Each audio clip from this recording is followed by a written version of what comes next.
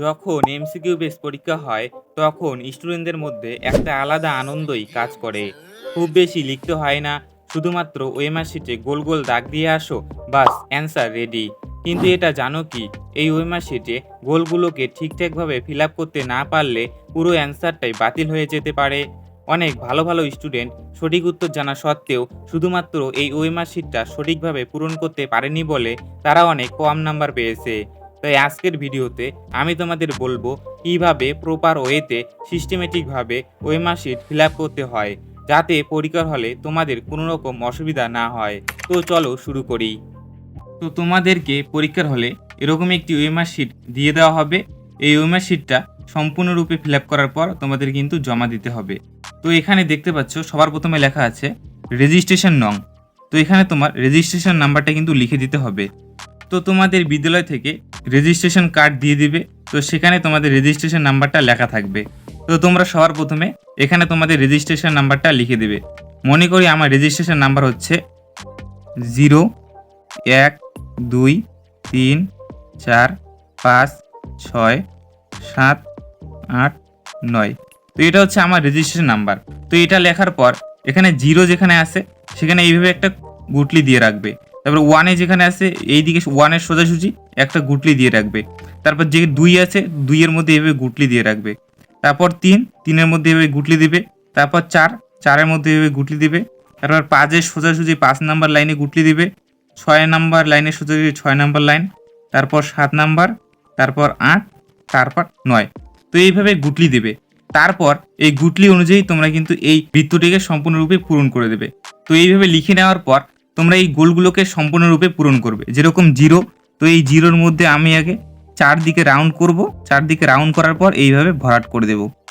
তারপর আবার যেখানে গুটলি রয়েছে, তো এই গুটলির মধ্যে 4 দিকে এইভাবে রাউন্ড করব। রাউন্ড করার পর এইভাবে আবার ভরাট করে দেব। তো এইভাবে একে একে পূরণ করতে হবে।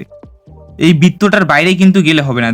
দেখতে পাচ্ছ এখানে কত সুন্দর কিন্তু আমার গোল হয়েছে। এভাবে গুটলি করলে যেখানে যেখানে গুটলি রয়েছে, তো সেখানে গুটলির মধ্যে এইভাবে চারপাশে পূরণ করে দেব। তারপর এইভাবে পূরণ করে দেব। তো আমি সবগুলোই পূরণ করে নিচ্ছি একে একে।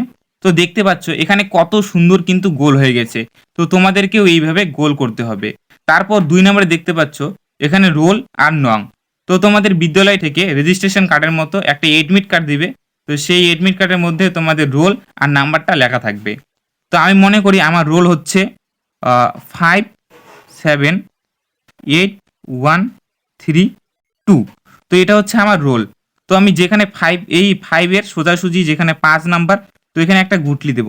তারপর যেখানে 7, তো 7 নাম্বারে গুটলি দেব। তারপর দেখতে পাচ্ছ 8, তো 8 নাম্বারে গুটলি দেব। তারপর 1 নাম্বারে গুটলি দেব। তারপরে 3 নাম্বারে, তারপর হচ্ছে 2 নাম্বারে। তো এইভাবে তোমরা সর্বপ্রথমে গুটলি দিয়ে নেবে। তারপর যেখানে যেখানে গুটলি দেওয়া আছে তার সাইডে এইভাবে বৃত্ত করবে। তারপর এইভাবে পূরণ করে দেবে।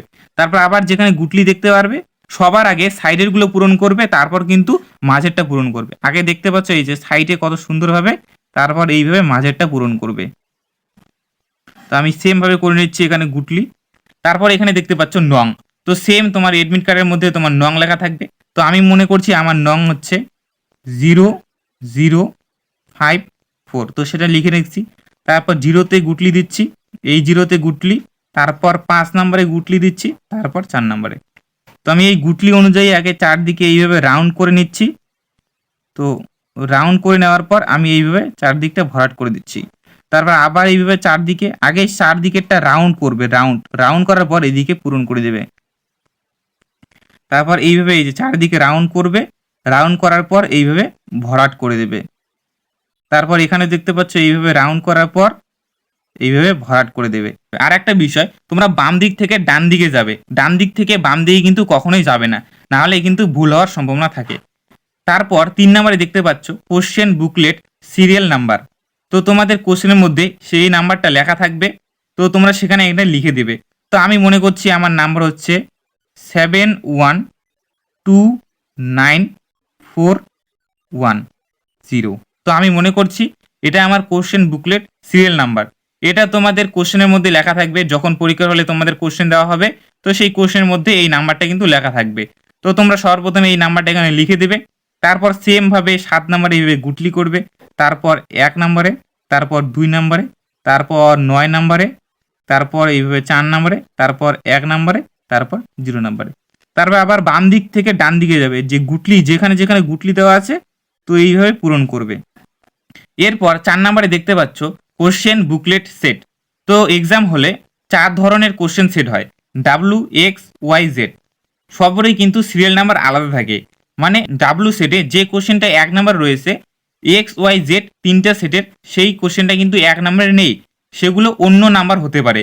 মানে সিরিয়াল অনুযায়ী নেই, এলোমেলো আছে, সেট অনুযায়ী সেম। যারা ডাব্লু সেট তাদের কোশ্চেন নাম্বার সেম, যারা এক্স সেট তাদের কোশ্চেন নাম্বার সেম, আবার যারা ওয়াই সেট তাদের কোশ্চেন নাম্বার সেট সেম, আবার যারা জেড সেট তাদের কোশ্চেন নাম্বার সেম।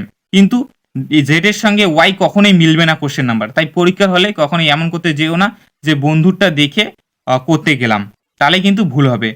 তো তোমাদেরকে কোশ্চেন দেওয়া হবে, সেই কোশ্চেনের মধ্যে লেখা থাকবে তোমার কোশ্চেন বুকলেট সেট কি হবে।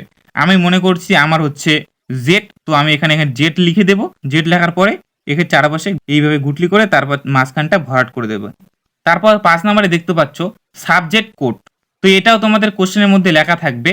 তো ধরো তোমার বাংলা পরীক্ষা, তো আমি এখানে লিখছি বাংলার কোড আমি মনে করছি BEN এ। তো এখানে বি এর মধ্যে এভাবে গুটলি করব। তারপর সোজাসুজি কোথায় রয়েছে, এই যে 5 নম্বরে রয়েছে তারপর এন খুঁজবো, এন কই, এন এই যে এন এখানে গুটলি করে দেব। তারপর এই যে এখানে গুটলি করে দেব। তারপর যেখানে যেখানে গুটলি করেছি আগে চারদিকটা এইভাবে রাউন্ড করে নেব। তো রাউন্ড করার পর এইভাবে মাঝখানটা ভরাট করে দেব। তারপর 6 নম্বরে দেখতে পাচ্ছ full signature of the candidate. ধরো তুমি পরীক্ষা দিচ্ছ, তো তুমি এখানে তোমার সিগনেচার করবে, ফুল সিগনেচার। তো আমি আমার নামটা এখানে লিখে দিচ্ছি, JISSUDAS। তো তোমার এখানে ফুল নাম লিখবে, শর্টকাট নাম কিন্তু লিখবে না। তারপর 7 আর 8 তোমার কিন্তু করার দরকার নেই। যিনি পরীক্ষার হলে থাকবেন তোমার, তিনি কিন্তু এই দুটো অপশন ফিল আপ করে দেবেন। তো তোমার এই দুটো অপশন ফিল আপ করার কোনো দরকার নেই। তারপর এখানে 9 নম্বরে দেখতে পাচ্ছ সাবজেক্ট। তো তোমার যে সাবজেক্টের এক্সাম হবে, তো তুমি সেই সাবজেক্টটা এখানে লিখে দেবে। ধরো বাংলা পরীক্ষা হচ্ছে, তো সেটা এখানে লিখে দেবে BENGALI। তো আমি এখানে বেঙ্গলি লিখে দিয়েছি। তো এই সমস্ত কিছু ফিল আপ করার পর এখানে কিন্তু অ্যাটেন্ড করবে। এইগুলো ফিল আপ না করে সবার প্রথমে এইগুলো ফিল আপ করতে যাবে না, কারণ এখানে তুমি 1 থেকে 40 পর্যন্ত সবগুলোই ঠিক করেছো, কিন্তু এখানকার মধ্যে কোনো একটা ভুল করে দিয়ে এসেছো, তাহলে কিন্তু তোমার পুরো অ্যান্সার শিটটাই বাতিল হয়ে যাবে। তো সুতরাং এখান 1 থেকে 9 অবধি 7 আর 8 বাদে কোনো রকম কিন্তু ভুল করা যাবে না। তো সবার প্রথমে পরীক্ষার হলে গিয়েই তোমরা এইগুলো আগে ফিল আপ করে নেবে। তো ফিল আপ করার পর তোমরা কিন্তু কোশ্চেন অ্যান্সার শুরু করবে। আর একটা কথা, তোমরা কিন্তু সবার আগে এই অ্যান্সার করা শুরু করবে না। তোমরা যখন পরীক্ষার শেষে মানে যখন 10 মিনিট বাকি থাকবে, তখন কিন্তু তোমরা এই ওএমআর শিট পূরণ করা শুরু করবে। কারণ তুমি আগে একটা অপশন দিয়ে রাখছো এ। ধরো পরীক্ষার হলে গিয়েই তুমি এই অপশনটা মনে করছো সঠিক, এই অপশনটা গুটলি দিয়ে এসেছো, কিন্তু পরীক্ষার শেষে তোমার মনে পড়লো সঠিক উত্তর সি হবে, একদম সঠিক উত্তর সি হবে, কিন্তু তখন তুমি এই উত্তরটাকে না কাটতে পারবে না ঠিক হবে, অ্যান্সারটা কিন্তু ভুল হয়ে যাবে। তাই সুতরাং পরীক্ষার আগে কিন্তু এগুলো ফিল আপ করবে না। তোমরা সবার প্রথমে কোশ্চেনে দাগিয়ে রাখবে, তারপর যখন পরীক্ষার শেষে 10 মিনিট ফাঁকা থাকবে, মানে 10 মিনিট সময় থাকবে, 10 মিনিটের আগেই তোমরা কিন্তু ফিল আপ করা শুরু করবে। তো তোমরা এইভাবে 1 থেকে 40টা কিন্তু এইভাবে অ্যান্সার করবে পরীক্ষার হলে। তো এই ওএমআর শিট পূরণের কিছু গুরুত্বপূর্ণ শর্তাবলী রয়েছে, তো সেগুলো আমরা একবার দেখে নেব। তো চলো দেখে নেওয়া যাক। তো এখানে দেখতে পাচ্ছ গুরুত্বপূর্ণ নির্দেশাবলী। 1 নম্বরে বলছে পরীক্ষার্থীকে ওএমআর উত্তরপত্র পূরণ করার জন্য কেবলমাত্র নীল বা কালো বল পেন ব্যবহার করা আবশ্যক।